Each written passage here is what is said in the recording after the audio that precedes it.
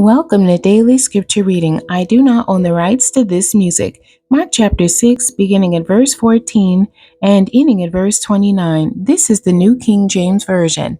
Now King Herod heard of him, for his name had become well known, and he said, John the Baptist is risen from the dead, and therefore these powers are at work in him.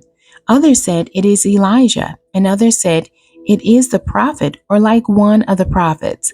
But when Herod heard, he said, This is John, whom I beheaded. He has been raised from the dead. For Herod himself had sent and laid hold of John, and bound him in prison for the sake of Herodias, his brother Philip's wife, for he had married her. Because John had said to Herod, It is not lawful for you to have your brother's wife. Therefore Herodias held it against him, and wanted to kill him, but she could not.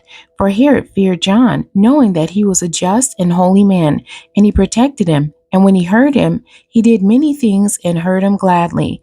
Then an opportune day came when Herod on his birthday gave a feast for his nobles, the high officers and the chief men of Galilee. And when Herodias' daughter herself came in and danced, and pleased Herod and those who sat with him, the king said to the girl, Ask me whatever you want, and I will give it to you.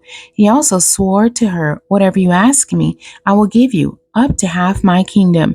So she went out and said to her mother, What shall I ask? And she said, The head of John the Baptist. Immediately she came in with haste to the king and asked, saying, I want you to give me at once the head of John the Baptist on a platter. And the king was exceedingly sorry, yet because of the oaths and because of those who sat with him, he did not want to refuse her. Immediately the king sent an executioner and commanded his head to be brought. And he went and beheaded him in prison, brought his head on a platter, and gave it to the girl, and the girl gave it to her mother. When his disciples heard of it, they came and took away his corpse and laid it in a tomb. The end. God bless you, and thank you for joining me today.